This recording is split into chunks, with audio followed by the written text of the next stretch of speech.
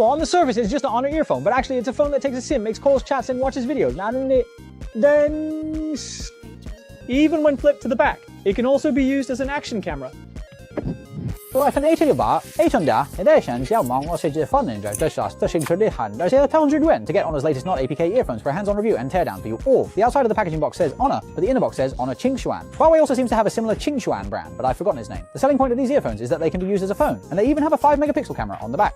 Seeing it, I can only say the path to salvation is right here. The functions listed on the packaging include AI assistant Q&A, photo translation, one-click problem solving, volume control, social app recording transfer, and so on. But none of that really matters, though the main thing is if it can download games. As for the headphones appearance, it's dark grey overall. On the front, there's a 1.84-inch screen. The right side has the power button, and the left side has a card slot. Flipping to the back, there's also a camera. At the bottom, there's a USB port, and next to it, two symmetrical things that look like microphones, so looking at it this way, it's completely a phone shaped like headphones, isn't it? When I pull these earphones out once more, the build quality, it truly is surprisingly delicate and quite refined. Okay, so let's go ahead and get this thing turned on. Welcome. Oh, and just like that, we're on the main screen. This phone's main screen is primarily split into 3 sections, the weather and clock display on the far left, the AI chatbot screen in the middle, and the app list on the right. Once you swipe to the app list, you can see things like phone, messages, contacts, WeChat, QQ, gallery, NetEase cloud music, and even Himalaya, and a few puzzle games below. However, for both this Match 3 and water pouring game, the animations are quite simple. This is likely due to the headset's limited performance. I tested the camera's image quality, it felt like a direct trip back to the 1990s. But for taking a picture to search for a question, 5 megapixels should still be clear enough. Now, these headphones also allow you to play music out loud, which is a very thoughtful design. Here are the key points about its speakers. Alright, let's go ahead and give these headphones a test run, specifically checking out the external speaker sound quality. When it plays music with reverb, the sound separation is virtually non-existent.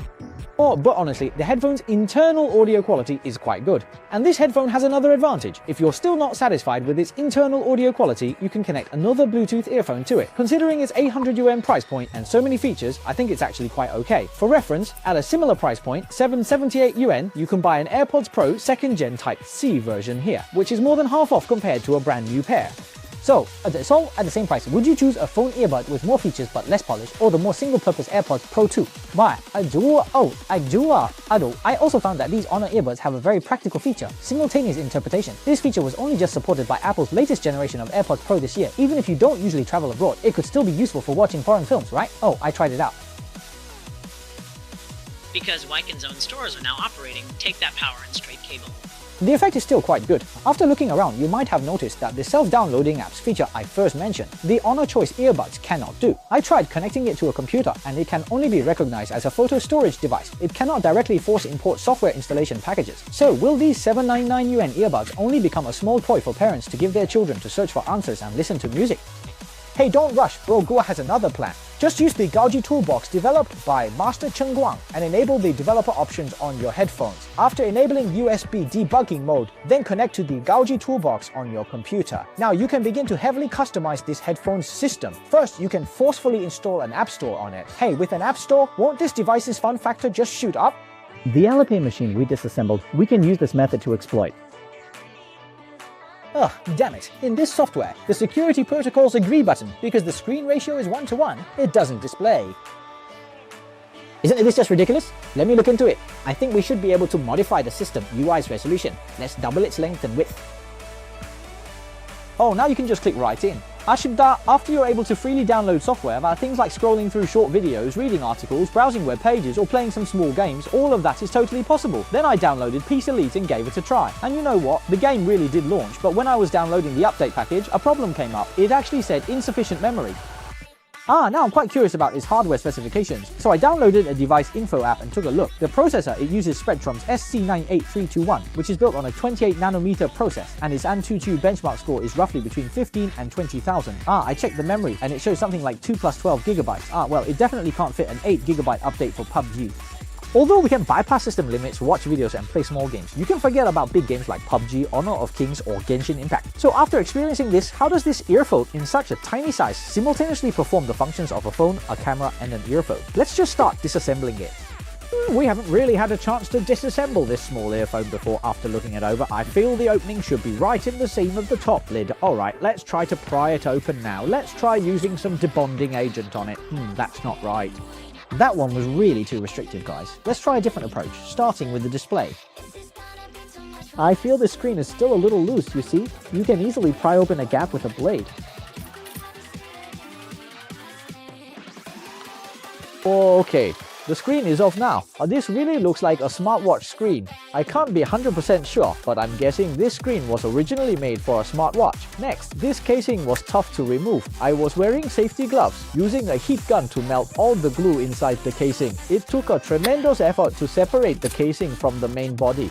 So, you can see around this main frame, there's a laser-edged antenna to receive 4G 6G 4G signals. Let's continue disassembling. After unscrewing on the battery's back, we see a metal shield to prevent the casing from being punctured and damaging the battery. And even inside the shield, a layer of buffer foam was added, further increasing its protection. You know what, it actually does quite well with safety. Looking at the battery information, this little device uses a 1000 mAh battery, and the manufacturer is Shenzhen UTL Energy Co. Ltd. This company, it's the first time we've seen it. Then, after separating the front and rear support frames and taking out this battery, I found the motherboard takes up a lot more space than I had imagined. Before I took it apart, I thought it would be just this small. The motherboard's 5mm camera is directly cushioned by foam, providing compression and shock absorption. When we take the entire motherboard out, it's exactly as we mentioned at the start. These two holes underneath are indeed its two microphones. A single earbud case having two microphones, that's really quite thoughtful. So if we consider the overall volume distribution, the earbud component itself actually occupies just a very small section, specifically from this point here, extending upwards just a little bit.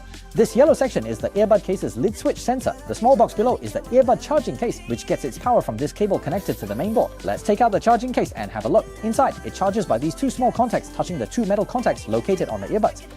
Finally, let's take apart this amazing sound quality speaker and see what's going on. Oh my goodness, is the size of the speaker really this enormous? Honestly, this is quite a bit more than I had anticipated.